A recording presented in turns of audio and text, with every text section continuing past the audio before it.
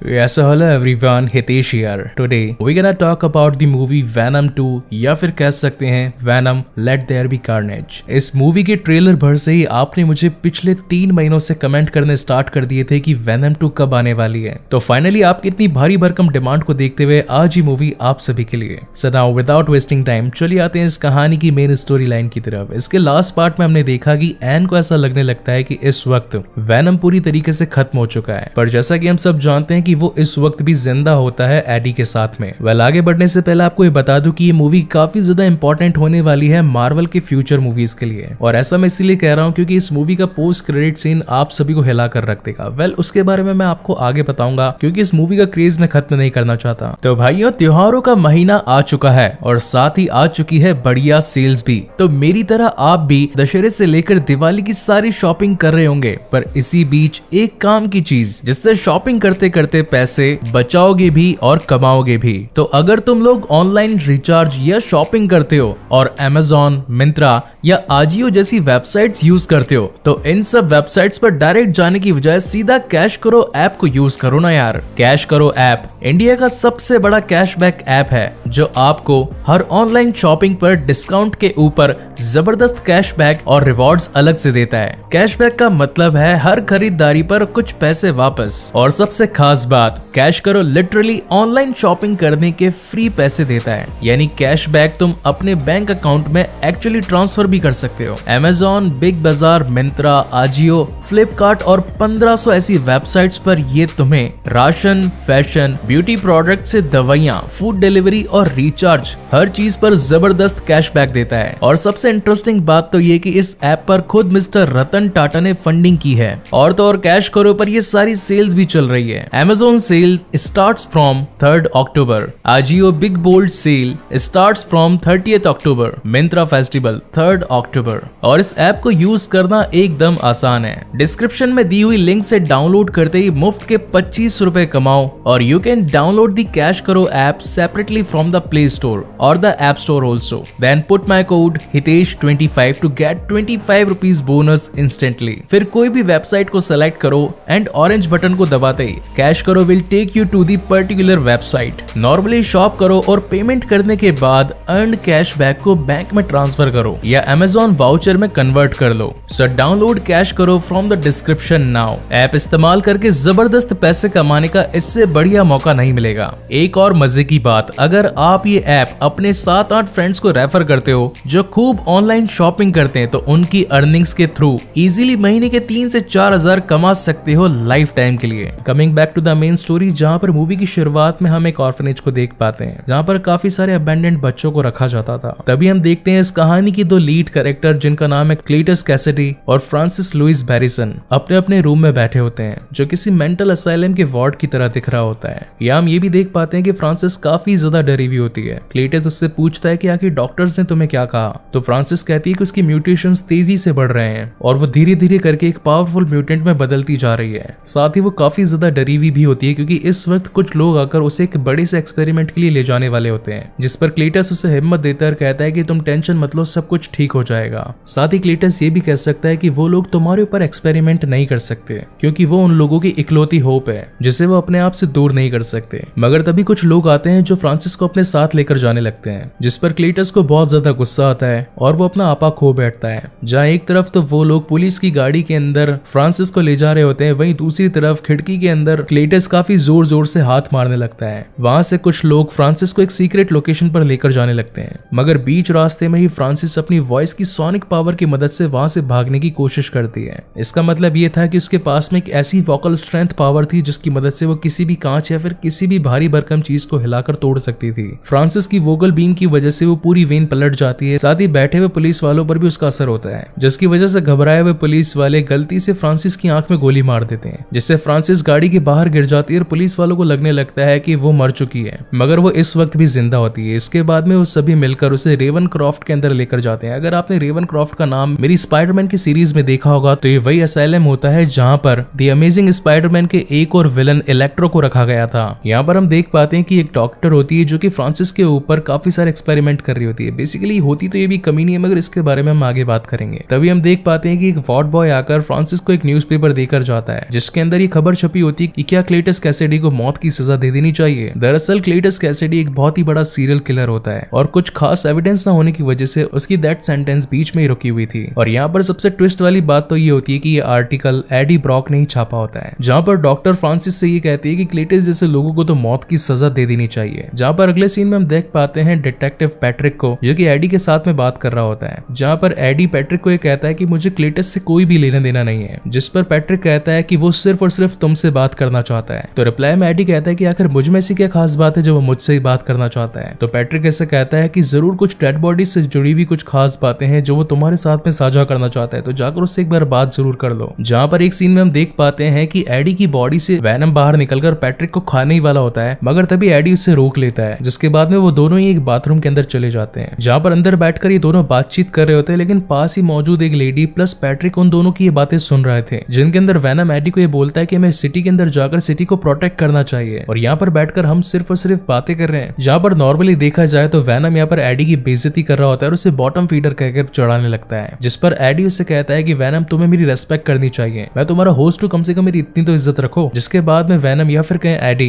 Cletus Cassidy से मिलने के लिए मान जाता है। और यहाँ पर अगेन हमें वही वाला सीन दिखाया जाता है जो कि वैनम की फर्स्ट मूवी के पोस्ट क्रेडिट सीन में हमने देखा था, जहाँ पर एक जेल के अंदर एडी ब्रॉक क्लेटस कैसिडी से मिलने के लिए आया होता है। जहाँ पहुंचने के बाद अब उन दोनों के बीच में बातचीत होती है, तो एडी उससे पूछता है कि आखिर तुम्हें मुझसे क्या चाहिए, आखिर तुमने मुझे यहाँ पर क्यों बुलाया। तो क्लेटस कहता है कि तुम्हें मेरे फैंस के लिए एक न्यूज को प्रिंट करना है, जिसके बदले में वो उसे एक एक्सक्लूसिव इंटरव्यू देगा, जिस इंटरव्यू में वो एडी को अपने सारे राज बताएगा कि आखिर उसने जितने भी कत्ल किए उनके पीछे का राज क्या था। तो एडी उससे पूछता है कि आखिर इस पूरे काम के लिए मैं ही क्यों। जवाब में क्लेटस कहता है कि आई लाइक यू। जिसके बाद के अंदर क्लेटस उसे एक न्यूज प्रिंट करने के लिए कहता है, जिसके अंदर बेसिकली वही बातें लिखी होती है जो फ्रांसिस ने कुछ दिन पहले ही पढ़ी होती है। जिसके वहां से एडी निकलने लगता है, मगर तभी वहां पर क्लेटस उसे रोक लेता है और उसका ध्यान दीवार पर बनी हुई कुछ आकृतियों पर कर देता है, जिसके अंदर एक कैथेड्रल भी होता है, जिसमें कुछ मैसेजेस भी लिखे हुए होते हैं, जिसमें लिखा हुआ होता है to the the Stephen was given between the suffering. वहां पर कुछ ग्रेव्स यानी कि कुछ कब्र भी बनी हुई होती है, जिसे देखकर वहां से एडी निकल जाता है। जाते जाते क्लेटस एडी से कहता है कि मुझे भूल मत जाना। बाहर आते ही पैट्रिक उससे पूछता है कि आखिर अंदर क्लेटस ने तुम्हें क्या बताया, जिस पर एडी उसे कहता है कि अभी तक तो उसने कुछ भी नहीं बताया, मगर मेरी कार्यवाही उस पर जारी है और वैसे भी ऐसी चीजें पता करने में तो थोड़ा टाइम तो लगता ही है। जिसके बाद में वहां से एडी अपनी बाइक पर बैठकर निकल जाता है। अब यहाँ पर वैनम घर पर आकर एडी को दीवार पर बने हुए सारे इंसिडेंट्स या फिर गए तो सारे डायग्राम्स को डिकोड करने में मदद करता है और उसे बीच की एक लोकेशन बताता है, जहाँ पर क्लेटस ने सारी डेड बॉडीज को छुपा कर रखा था। जिसके बाद में नेक्स्ट डे काफी सारे पुलिस ऑफिसर्स उसी लोकेशन पर पहुंचते हैं, जहाँ पर उन्हें काफी सारी डेड बॉडीज मिलती है, जिन्हें की क्लेटस ने ही मारा होता है। जिसके बाद में कई दूसरे सारे रिपोर्टर्स आकर एडी से बातचीत करने लगते हैं और उससे पूछते हैं कि क्या क्लेटस से तुम्हारी दोस्ती हो चुकी है, जिस वजह से उसने तुम्हें ये सारे राज बताए कि उसने अपने मारी हुई सारी डेड बॉडीज को कहां पर छिपा कर रखा था, क्योंकि उससे अभी तक सिर्फ और सिर्फ तुम ही मिले हो और तुम्हारे मिलने के बाद ही हमें ये सारी इन्फॉर्मेशन मिल पाई है। हालांकि जब ये इंटरव्यू ऑनलाइन टीवी पर आ रहा होता है तो पैट्रिक उसे देखकर काफी ज्यादा गुस्सा होता है, क्योंकि इसके बारे में एडी ने उसे नहीं बताया था और डायरेक्ट इतनी बड़ी खबर देखकर तो उसे शॉक लगना ही था। जहाँ पर अब सबूत मिल जाने की वजह से क्लेटस को मौत की सजा भी सुना दी जाती है। बेसिकली अब तो ये खबर हर जगह फैल चुकी होती है। साथ ही फ्रांसिस को भी इस खबर के बारे में पता चल जाता है, जिसे पता चलने के बाद तो फ्रांसिस काफी ज्यादा टूट जाती है। जहाँ पर क्लेटस को भी ये लगने लगता है कि एडी ने उसे धोखा दिया है और इसके लिए वो एडी को दोषी ठहराता है, क्योंकि इस खबर के छपने की वजह से रातों रात एडी फेमस हो जाता है। अब आगे वैनम एडी से कहता है कि हम लोग मिलकर दुश्मनों का खात्मा करेंगे। साथ ही वैनम एडी से ये भी कहता है कि वो मुर्गियां खा कर अब थक चुका है और अब वो इंसान को खाने के लिए बेकरार है। जिसके रिप्लाई में एडी कहता है कि हम ऑलरेडी क्लेटस के केस में उलझे हुए हैं, हमें और कोई रिस्क नहीं लेना चाहिए और अगर किसी भी शख्स की मौत हुई या कोई भी शख्स गायब हो गया तो FBI का सीधा शक हम पर ही जाएगा, इसलिए इस वक्त हम कोई भी मुसीबत मोल नहीं ले सकते। बट अगेन उन दोनों के बीच में तू में स्टार्ट हो जाती है, जहाँ पर वैनम एडी को गालियां देने लगता है। तो वहां पर एडी से कहता है कि प्लीज मेरी रेस्पेक्ट तो किया करो। जहाँ पर नेक्स्ट सीन में हम देख पाते हैं कि एडी मिलने के लिए मिसेस चैन के पास में जाता है और वहां से वो एक पोल्ट्री फार्म जाता है, जहाँ पर वैनम आकर सीधा मुर्गियों को खाने लगता है। अब यहाँ से अपनी पेट पूजा कर लेने के बाद में ये दोनों वहां से जा ही रहे होते हैं कि तभी रास्ते में एक गुंडा एक औरत को छेड़ रहा होता है और उससे पैसे लेकर वहां से भागने की कोशिश करता है, जिसमें एडी वैनम को उस फचड़े में ना पड़ने के लिए बोलता है, मगर वैनम उसकी बात नहीं सुनता और वो उस गुंडे को पकड़कर खाने की कोशिश करता है। जहाँ पर एडी उसे रिक्वेस्ट भी करता है कि प्लीज ऐसा मत करो, जिस पर वैनम उस गुंडे को छोड़ देता है और वहां से अब ये दोनों जाने लगते हैं। तभी अचानक एन का कॉल एडी को आता है और वो उसे मिलने के लिए बुलाती है, जिस पर एडी भी उससे मिलने के लिए राजी हो जाता है। जहाँ पर अब इन दोनों की मुलाकात बात होती है, मगर उस वक्त भी वैनम एडी के साथ में अपने अंतर मन में बातें कर रहा होता है। लेकिन कहीं ना कहीं एन को भी ऐसा पता लग ही रहा था कि वो अपने अंतर मन से बात कर रहा है, इसलिए वो उससे पूछती है कि क्या वैनम इस वक्त भी तुम्हारे साथ में है, जिस पर एडी कहता है कि नहीं, वैनम तो मर चुका है। यहाँ पर एन एडी को बताती है कि उसकी और डैन की एंगेजमेंट हो चुकी है। ये देख हालांकि एडी थोड़ा सा इमोशनल तो हो ही जाता है, मगर तभी कहानी में ट्विस्ट तब आता है जब एन एडी से कहती है कि हे वैनम कैसे हो, मैं जानती हूँ कि तुम इस वक्त भी एडी के अंदर ही हो, प्लीज एडी का ख्याल रखना। जिसे सुनने के बाद तो एडी थोड़ा सा हक्का बक्का हो जाता है और वहीं से अपनी डुकाटी बाइक पर बैठकर घर के लिए निकल जाता है। जहाँ रास्ते में वैनम उससे कहता है कि तुम्हें इन छोटी छोटी बातों पर दुखी नहीं होना चाहिए, हम बड़े कामों के लिए बने हैं। जिसके रिप्लाई में एडी कहता है कि तुम्हें कभी प्यार नहीं हुआ, इसलिए तुम मेरी बातों या फिर फीलिंग्स को नहीं समझ सकते। जहाँ पर सीन शिफ्ट होता है अगले दिन की तरफ, जहाँ पर खुद ही वैनम अपना खाना पका रहा होता है। साथ ही यहाँ पर वैनम एडी को एक तगड़ा नाश्ता करने के लिए कहता है, क्योंकि अगर जब तक एडी नहीं खाएगा तब तक वैनम को भी कुछ नहीं मिलेगा। जिसके बाद में वो देख पाते हैं कि उनके पास में एक लेटर आया होता है। उस लेटर में ये लिखा होता है कि क्लेटस ये बता रहा होता है एडी को कि तुम्हारी वजह से मुझे मौत की सजा मिली है। साथ ही वो अपनी पुरानी काली करतूतों के बारे में भी उसमें लिखकर बताता है कि अगर वो पैदा ना होता तो उसकी ग्रैंड मदर को कौन मारता, साथ ही उसकी मॉम को बाथटब के अंदर कौन ढकेलता। इसका मतलब ये था कि क्लेटस कैसिडी ने खुद अपने परिवार वालों तक को नहीं छोड़ा था। आगे क्लेटस ये भी बताता है कि ये सब कुछ होने के बाद में उसके डैड ने उसे एक ऑर्फनेज में भेज दिया, जहाँ के बच्चे भी उसे मारते थे। फिर उसकी मुलाकात फ्रांसिस से हुई, जो कि एक म्यूटेंट थी, जिसके पास में वोकल सोनिक पावर थे, और दोनों के बीच में एक अच्छी दोस्ती हो गई, जहाँ पर अब वो दोनों ही एक दूसरे को पसंद करने लगे थे। आगे लेटर में ये लिखा होता है कि वो बस आखिरी बार एडी से मिलना चाहता है, जिस पर अब एडी भी उससे मिलने के लिए एग्री कर जाता है। वहीं पर नेक्स्ट सीन में हम देख पाते हैं कि एडी उससे मिलने के लिए जेल में जाता है, जहाँ पर क्लेटस उसे बताता है कि वो हमेशा से ही एक परिवार के लिए तरसता रहा। जिसके रिप्लाई के अंदर एडी कहता है कि हाँ, अपनी ग्रैंड मदर और साथ ही अपनी मॉम को मारकर ये रिश्ता निभाना तो काफी अलग बात है। जहाँ पर क्लेटस उसे ये कहता है कि अगर मुझे मौत की सजा हुई तो मेरी मौत के जिम्मेदार तुम ही होगे, और साथ ही ये भी कहता है कि एडी तुम इंसानियत के नाम पर एक कलंक हो। बेसिकली ये एक चाल होती है जहाँ पर क्लेटस एडी को गुस्सा दिलाने की कोशिश करता है, जिससे कि वैनम को भी धीरे धीरे उस पर गुस्सा आने लगता है, और फिर वो एडी के पीठ से निकलकर क्लेटस को मारने लगता है। मगर चालाक क्लेटस उसके हाथ को पकड़कर वहीं पर बाइट कर जाता है, मगर उसी वक्त वहां का गार्ड आकर इन दोनों को लड़ने से छुड़वा देता है। जिसके बाद में एडी तो वहां से निकल जाता है, लेकिन क्लेटस उससे कहता है कि उसने पहले भी खून को चखा है, मगर तुम्हारा ब्लड बिल्कुल अजीब है। साथ ही हम ये भी देख पाते हैं कि क्लेटस ने जब एडी को काटा था तो उसका छोटा सा सिम्बियोट का एक टुकड़ा क्लेटस के पास ही रह जाता है, और अब यही रीजन होता है कार्नेज के जन्म का। जिसके बाद में नेक्स्ट सीन में हम देख पाते हैं कि एडी अपने घर पहुंच जाता है, जहां पर वैनम उससे माफी मांग रहा होता है कि उसे ऐसा नहीं करना चाहिए था। जहां पर एडी वैनम से कहता है कि तुम्हें अपने आप पर कंट्रोल होना चाहिए, अगर तुमने कैसिडी को मार दिया होता तो उसकी मौत का इल्जाम सीधा मुझ पर आता, जिसके बाद में एक काफी बड़ा इशू क्रिएट हो सकता था। जिसके बाद में तो हम इन दोनों के बीच में एक भसड़ हो जाती है, और दोनों ही आपस के अंदर एक दूसरे को बुरा भला कहने लगते हैं। कोई कहता है कि मैं तुम्हें झेल रहा हूँ, कोई कहता है कि मैं तुम्हें झेल रहा हूँ। जिसके रिप्लाई में वैनम एडी से कहता है कि तुम पहले एक लूजर हुआ करते थे, तुम्हें आकर मैंने बचाया, एक नई जिम्मेदारी, एक नई पहचान पकड़ाई, और जब से क्लेटस का ये केस तुम्हारे हाथ में है तुम तो मानो फेमस हो चुके हो। जिसकी वजह से एडी को काफी ज्यादा गुस्सा आता है और वो वैनम को यहाँ से चले जाने के बारे में कहता है, जिसकी वजह से अब वैनम को भी काफी ज्यादा गुस्सा आ जाता है। वो घर में पूरी तरीके से तोड़ फोड़ मचा देता है, और फाइनली एक ऐसा मोमेंट आता है जब वैनम वहां से एडी का शरीर छोड़कर निकल जाता है, जहां से जाते वक्त वो एडी की बाइक को भी तोड़ देता है। वहीं पर नेक्स्ट सीन में हम देख पाते हैं क्लेटस कैसिडी को, जिसे कि अब डेथ सेंटेंस के अकॉर्डिंग मौत का फरमान सुना दिया गया था, और अब उसे इंजेक्शन देकर जान से मारने ही वाले होते हैं। मगर तभी उस इंजेक्शन और बॉडी में हुए रिएक्शन की वजह से उस छोटा सिम्बियोट का टुकड़ा क्लेटस की बॉडी से कनेक्ट कर जाता है, और धीरे धीरे एक और नए सिम्बियोट का जन्म होता है, जैसे कि एज ऑलवेज हम जानते हैं दी कार्नेज। जिसके बाद में अब कार्नेज अपने फुल फॉर्म में आ जाता है, जिसे देखकर लोग काफी ज्यादा डर जाते हैं और वहां से चिल्लाकर भागने की कोशिश करते हैं। यहाँ पर हम ये भी देख पाते हैं कि कार्नेज साइज में बड़ा, काफी दिखने में भयानक और बहुत ज्यादा शक्तिशाली बन चुका है। जिसके बाद में वहां पर कार्नेज जेल के पुलिस वालों को खा जाता है और कैदी को वहां से छुड़वा कर निकाल देता है। जहाँ अगले सीन में हम एडी को देख पाते हैं जो कि टीवी देख रहा होता है। वहां पर उसे ये भी पता चलता है कि क्लेटस कैसिडी अभी अभी जेल से फरार हो चुका है। ये देख एडी काफी ज्यादा हैरान और परेशान हो जाता है। तभी वहां पर एडी से मिलने के लिए पैट्रिक आता है और इस पूरे कांड का जिम्मेदार एडी को ठहराता है। तो उसके जवाब में एडी कहता है कि वैसे भी मुझे इस बारे में कुछ नहीं पता कि आखिर वहां से क्लेटस भागा कैसे, तुम इसका जिम्मेदार मुझे नहीं ठहरा सकते। जिसके रिप्लाई में पैट्रिक कहता है कि उसने सिर्फ और सिर्फ तुमसे मुलाकात करी थी, हो सकता है कि उसे वहां से रिहा करने में तुम्ही ने कुछ ना कुछ तिकड़मबाजी बिठाई हो। वहीं पर अगले सीन में हम देख पाते हैं कि वैनम धीरे धीरे करके बॉडीज को रीचेंज कर रहा होता है, क्योंकि उसे अपने हिसाब की कोई कंपैटिबल बॉडी नहीं मिल पा रही होती है। आगे वो एक लड़की को पजेस्ट कर लेता है और फिर एक पार्टी में चला जाता है, जहाँ पर सभी लोग कॉस्ट्यूम पहने हुए होते हैं, या फिर कह सकती हैं कि एक हैलोवीन पार्टी जैसा माहौल हो चुका होता है, जहाँ पर सभी लोगों को लगता है कि वैनम ने भी एक खुद का एक कॉस्ट्यूम पहन रखा है और वो काफी ज्यादा बड़ा और स्मार्ट लग रहा है, इसलिए सभी लोग उसकी तारीफ करने लगते हैं। वहीं दूसरी ओर हम कैसिडी को देख पाते हैं जो कि कार चुरा कर भाग रहा होता है। अब जिस तरीके से वैनम एडी से बात किया करता था, उसी तरीके से कार्नेज यहाँ पर कैसिडी से बात करने लगता है और कहता है कि इस दुनिया यानी कि इस अर्थ पर सिर्फ और सिर्फ अभी एक ही सिम्बियोट है जो कि है वेनम, और अगर ये दोनों मिलकर वेनम को खत्म कर देते हैं तो पूरी दुनिया पर सिर्फ और सिर्फ इन्हीं का ही राज होगा। जिस पर कैसिडी कहता है कि सबसे पहले तो उसे अपने पार्टनर यानी कि फ्रांसिस को छुड़वाना होगा क्योंकि वो उससे काफी ज्यादा प्यार करता है। तो फाइनली इस बात को सुनकर कार्नेज भी उसके साथ एग्री करता है और इसी के साथ इन दोनों की डील हो जाती है। वहीं पर सीन शिफ्ट होता है वेनम की तरफ, जो कि उस पार्टी के अंदर काफी ज्यादा मजे कर रहा होता है, टास्क कर रहा होता है, कंपटीशन के अंदर जीत भी चुका होता है। हालांकि वहां पर वेनम एक स्पीच भी देता है, लेकिन अंदर ही अंदर कहीं ना कहीं एडी को मिस भी कर रहा होता है। वहीं दूसरी ओर एडी उस ऑर्फनेज में पहुंचता है जहां पर कभी क्लीटस कैसिडी रहा करता था,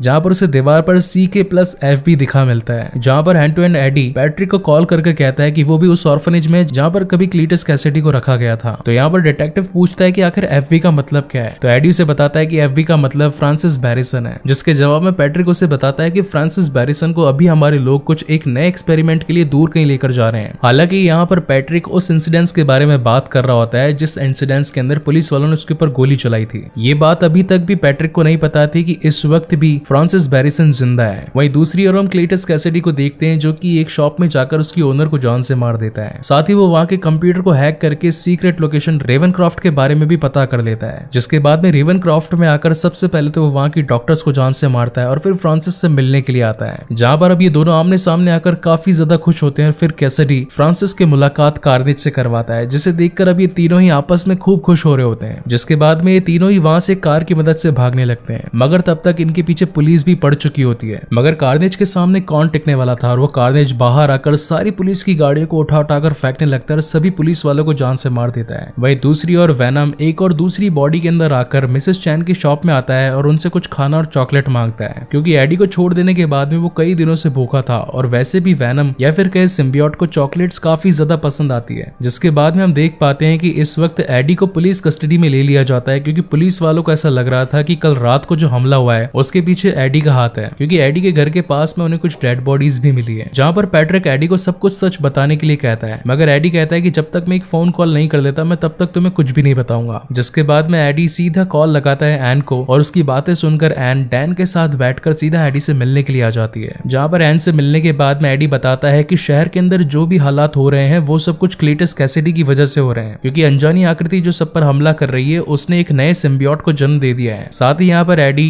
एन को ये भी बताता है कि वो और वेनम अब साथ में नहीं है, और इसी वजह से एडी यहाँ पर एन को रिक्वेस्ट करता है कि वो जाकर वेनम को ढूंढ ले, क्योंकि वेनम ही कार्नेज को हरा सकता है। अब वैसे भी एन को तो पता ही था कि मिसेस चैन को वेनम के बारे में सब कुछ पता है, इसलिए वो जाकर सीधा उनसे मिलती है और पूछती है कि क्या आपको वेनम के बारे में कुछ पता है। मगर यहाँ पर प्लॉट ट्विस्ट तो ये होता है कि वेनम तो खुद ही मिसेस चैन की बॉडी के अंदर छुपा हुआ होता है, और साथ ही वो एन को ये भी कहता है कि वो इस वक्त एडी से काफी ज्यादा नाराज है। तब वहां पर एन वेनम से रिक्वेस्ट करती है कि एडी को उसकी जरूरत है, जाकर उसकी मदद करो। ये सब सुनने के बाद वेनम फाइनली एडी से मिलने के लिए तैयार हो जाता है। आगे हम कहानी के अंदर क्लीटस कैसिडी प्लस फ्रांसिस को देखते हैं, जो कि पूरे शहर के अंदर तबाही मचाते हुए घूम रहे होते हैं, जहां पर क्लीटस की बॉडी से निकलकर कार्नेज कहता है कि उसका अगला शिकार वेनम है, यानी कि एडी। जहां पर नेक्स्ट सीन में हम देख पाते हैं कि वेनम या फिर कहें एन मिलने के लिए आए होते हैं एडी से, जिसके बाद में ये तीनों वहां से कैसे तैसे करके निकलकर भाग जाते हैं। जहां पर रास्ते में आगे जाते वक्त वेनम एडी को उससे माफी मांगने के लिए कहता है, तो फाइनली एडी भी वेनम से माफी मांग ही लेता है। अगले सीन में हम देख पाते हैं कि पैट्रिक रास्ते से कहीं जा रहा होता है, मगर तभी उसे वहां पर रास्ते में क्लीटस दिखता है, जिसके बाद में वो कार से उतरकर सीधा क्लीटस पर शूट कर देता है। मगर तभी उसकी बॉडी से कार्नेज बाहर आता है और वो पैट्रिक को पकड़ लेता है। वहीं दूसरी ओर फ्रांसिस पहुंचती है एडी के घर पर, जहां पर उसे एन के लिए रखी हुई रिंग मिलती है और वो उसे लेकर वहां से निकल जाती है। मगर वहां से निकलने से पहले उसे एन की तस्वीर भी मिलती है, जिसकी मदद से वो सीधा आकर एन को पकड़ लेती है। जिसके बाद में वो उसे एक इन्विटेशन लेटर देती है और कहती है कि हमारी शादी में जरूर आना। जहां पर डैन सीधा एडी को कॉल लगाता है और कहता है कि कुछ लोग आकर यहाँ से एन को ले जा चुके हैं। वहीं पर नेक्स्ट सीन में हम देख पाते हैं कैथेड्रल को, जहां पर ये दोनों ही जने यानी कि फ्रांसिस और क्लीटस दोनों आपस में शादी कर रहे होते हैं। वहां पर डिटेक्टिव मलिगन पैट्रिक भी होता है, जिसे उन लोगों ने थोड़ी देर पहले बंदी बनाया होता है। यहाँ एक तरफ तो इन दोनों की शादी हो चुकी होती है, वहीं दूसरी ओर अब वेनम यानी कि एडी भी पहुंच चुका होता है, जिसे वहां पर पाकर अब जैसे ही क्लीटस की बॉडी से कार्नेज बाहर आता है तो वेनम एकदम से डर जाता है और वापस से एडी की बॉडी के अंदर घुस जाता है। वेल ये काफी फनी मोमेंट था। तो वहां पर एडी वेनम से पूछता है कि आखिर प्रॉब्लम क्या है, तुम बाहर क्यों नहीं आ रहे हो। वेल फ्रैंकली सेइंग इस सीन को देखकर तो मुझे थैनोस और हल्क वाले सीन की याद आ गई, जिसके बाद में वेनम उसे कहता है कि ये तो रेड वन है यानी कि दी कार्नेज, ये काफी ज्यादा होशियार, तेज, चालाक और ताकतवर होते हैं। जिसके रिप्लाई में एडी कहता है कि तुम बस बाहर आ जाओ और उसके बदले में तुम जिसे चाहे उसे खा सकते हो, मैं तुम्हें कभी मना नहीं करूंगा। ये सुनकर तो वेनम महाराज पूरी तरीके तरीके से फुल पोटेंशियल के साथ बाहर आ जाते हैं। और फिर शुरुआत होती है इस मूवी की one of the best fight की, जहां पर दो तगड़े महायोद्धा आपस में भिड़ जाते हैं। ये दोनों ही आपस में एक दूसरे को हराने की कोशिश करते हैं, प्लस एक दूसरे पर हावी होने की भी पूरी कोशिश करते हैं। जहां पर हम देख पाते हैं कि कार्नेज तो वैनम को उठा उठाकर धो रहा होता है। यहाँ पर हालांकि कार्नेज और फ्रांसिस के बीच में बातें भी हो रही होती है, लेकिन हम यहाँ पर देखते हैं कि जो फ्रांसिस है उसके पास में सोनिक बीम पावर होती है, इसलिए वो जोर जोर से चिल्ला रही होती है, जिसकी वजह से कार्नेज को थोड़ी बहुत प्रॉब्लम हो रही होती है। क्योंकि हम ये बात जानते हैं कि symbiotes extreme heat plus full potential sound को ज्यादा सहन नहीं कर पाते हैं, जिसका एक नमूना हमने स्पाइडरमैन 3 में देखा था, जहां पर स्पाइडरमैन ने वैनम को स्टील के डंडों के बीच में रखकर पेल दिया था। वहीं पर वैनम वाली मूवी के अंदर हमने देखा कि एक्सट्रीम हीट से राइट पूरी तरीके से मारा गया था। तो उसी को ध्यान में रखते हुए डैन यहाँ पर कैरोसिन कार्नेज के ऊपर डालने लगता है। साथ ही वहां पर कैथेड्रल में एक बड़ा सा घंटा भी होता है जो कि बजने लगता है। सच कहूं तो यहाँ पर मुझे इन दोनों ही मूवीज की याद आ गई, या फिर कह सकते हैं कि इस मूवी ने उन दोनों ही सीन्स को कोलैब करने की काफी अच्छी कोशिश करी है। जहां पर हम देख पाते हैं कि घंटे की आवाज से दोनों ही सिम्बियोट अपने होस्ट की बॉडी से बाहर आने लगते हैं, लेकिन बाद में जब कैसे तैसे साउंड शांत होता है तो ये वापस से सिम्बियोट्स अपनी होस्ट की बॉडी में आते हैं, जहां पर कार्नेज एन को लेकर कैथेड्रल के सीधा टॉप पर पहुंचने लगता है। लेकिन इस वक्त तक वैनम की बॉडी पर काफी ज्यादा पत्थर गिर चुके होते हैं, इसलिए वो वहां तक पहुंच नहीं पा रहा होता है। साथ ही वाइडी से ये भी कहता है कि इस बार की ये जंग हम नहीं जीत सकते हैं, क्योंकि कार्नेज मुझसे काफी ज्यादा ताकतवर है। वहीं दूसरी ओर कार्नेज वहां पर फ्रांसिस को भी पकड़ता है और उसका मुंह बंद रखने के लिए कहता है, क्योंकि उसका साउंड कार्नेज को काफी ज्यादा परेशान कर रहा होता है। अब हालांकि यहाँ पर कार्नेज की पकड़ काफी ज्यादा तेज होती है, जिसकी वजह से वहां पर फ्रांसिस का दम घुट जाता है और वो वहीं पर गिर जाती है। जिसके बाद में वो सीन देखकर कैसिडी को गुस्सा आता है और वो कार्नेज को अपनी बॉडी से दूर हटने के लिए कहता है। लेकिन अब जैसा कि कार्नेज का पूरा कंट्रोल कैसिडी की बॉडी पर होता है, तो वो उसे डिटैच नहीं करने देता। जहां पर ये सारा सीन वैनम भी देख रहा होता है और वो एडी से कहता है कि देखो कार्नेज का कंट्रोल कैसिडी पर नहीं है। जहां पर एडी वैनम से कहता है कि सिर्फ और सिर्फ हम ही एक परफेक्ट मैच है, हमारे अलावा और कौन सा परफेक्ट मैच हो सकता है। जिसे सुनकर तो वैनम महाराज को और भी ज्यादा जोश आ जाता है और वो फाइनली अब कार्नेज पर धावा बोल देता है। जहां पर ये अब दोनों ही काफी ज्यादा ऊंचाई पर पहुंच चुके होते हैं। अब एक तरफ तो यहाँ कार्नेज के हाथ में एन होती है, वहीं पर वैनम के हाथ में एक रॉड होती है जो कि वो सीधा कार्नेज के सर में घुसा देता है, जिसकी वजह से एन सीधा जमीन पर गिरने लगती है। मगर सही वक्त पर आकर वैनम उसे बचा लेता है। लेकिन उस वक्त तक वहां पर कार्नेज भी पहुंच चुका होता है और अपने स्पाइक्स को उसके अंदर घुसेड़ रहा होता है। तब यहाँ पर दोनों ही सिम्बियोट आपस में बातें करते और कहते हैं कि हम में से दोनों में से एक को तो मरना ही होगा। और साथ ही यहाँ पर मूवी का वो one of the best dialogue भी मारता है, Venom let there be carnage. लेकिन इस वक्त तक यहाँ पर फ्रांसिस भी जाग जाती है, तो वैनम फ्रांसिस को सोनिक साउंड निकालने के लिए कहता है, मगर तब तक कार्नेज उसे जोरदार धक्का दे देता है, जिसकी वजह से नीचे गिरते वक्त वहां पर फ्रांसिस काफी जोर से चिल्लाती है, जिसकी वजह से सोनिक साउंड की मदद से कैथेड्रल की सारी दीवारें टूटना शुरू कर देती है। और साथ ही इतनी बड़ी सोनिक साउंड की मदद से इन दोनों के सिम्बियोट्स भी होस्ट से अलग हो जाते हैं। जिसके बाद में कैथेड्रल का बहुत ही बड़ा घंटा आकर जमीन पर गिरने लगता है, जिसके नीचे पड़ी होती है फ्रांसिस। मगर तब तक वैनम अगेन आकर डैन, एडी, एन और साथ ही फ्रांसिस को बचा लेता है। जहां दूसरी तरफ हम देख पाते हैं कि कैसिडी से कार्नेज पूरी तरीके से अलग हो चुका है। जहां पर अगेन कार्नेज आकर कैसिडी से मिलने की कोशिश करता है, मगर तब तक वैनम आकर उसे खा जाता है और फिर आकर डायरेक्ट कैसिडी को पकड़ लेता है। जिसके बाद में वैनम कैसिडी को भी जान से मार देता है और उस वक्त तक वहां पर पुलिस भी आ चुकी होती है। जिसके बाद में फाइनली ये सारे खतरे टल जाते हैं और अब एक हैप्पी एंडिंग हो जाती है, जहां पर एडी डैन को कहता है कि तुम एन को अपने साथ में ले जाओ। लेकिन साथ ही हम ये भी देख पाते हैं कि उस हादसे के अंदर पैट्रिक बच चुका होता है और इसी के साथ ये मूवी खत्म होती है। और अब आती है इसके पोस्ट क्रेडिट सीन की बात, जहां पर हम देख पाते हैं कि वैनम और एडी एक किनारे के पास बैठे होते हैं। मगर तभी सीन शिफ्ट हो जाता है एक रूम की तरफ, जहां पर एडी बेड पर सो रहा होता है और वैनम उससे बात करता है कि क्या हम दोनों को एक दूसरे से कुछ राज छिपाने चाहिए। मगर तब एडी कहता है कि हम सभी का एक पास्ट होता है। तब वहां पर वैनम कहता है कि मैं तुम्हें कुछ बताना तो चाहता हूँ, लेकिन अगर मैं तुम्हें बताऊंगा तो तुम्हारा दिमाग फट जाएगा, क्योंकि ऐसी काफी सारी बातें हैं जो मैं जानता हूँ और मैं तुम्हें बताना चाहता हूँ, लेकिन ये काफी ज्यादा कॉम्प्लिकेटेड है। तो यहाँ पर एडी को लगता है कि वो अपने सिम्बियोट गॉड यानी कि नॉल के बारे में उसे बताएगा। तभी वहां पर टीवी फ्लिकर करने लगता है और आसपास की सारी चीजें मानो बदलने लग जाती है। यहाँ पर एडी को ऐसा लगने लगता है कि ये सब कुछ वैनम कर रहा है, मगर रिप्लाई में वैनम कहता है कि ये सारी चीजें वो खुद नहीं कर रहा। मगर तभी हम देखते हैं कि सामने से एक गोल्डन रोशनी से चमकती है और टीवी पर हम जे जोना जॉनसन यानी कि स्पाइडरमैन के न्यूज़पेपर हेड को देखते हैं। और यहाँ पर एक सबसे बड़ा प्लॉट रिवील होता है कि भाई साहब अब वैनम जी स्पाइडरमैन के यूनिवर्स में पहुंच चुके हैं, जहां पर हम साफ साफ देख पाते हैं कि ये उस वक्त की झलक होती है जिस वक्त टॉम हॉलैंड यानी कि हमारे एमसीयू वाले स्पाइडरमैन ने जस्ट अभी मिस्टीरियो को हराया होता है। और इसी के साथ हमें पता चलता है कि वैनम भी यहाँ पे एक स्पाइडर वर्स का हिस्सा बन चुका है। और इसी तगड़े सस्पेंस के साथ में ये शानदार मूवी यहीं पर खत्म होती है। कैश करो is all in one app जो तुम्हें ऑनलाइन शॉपिंग करने के फ्री पैसे दे रहा है। Just download the CashKaro from the description link और you can directly download download the app on your phone and put the code Hitesh25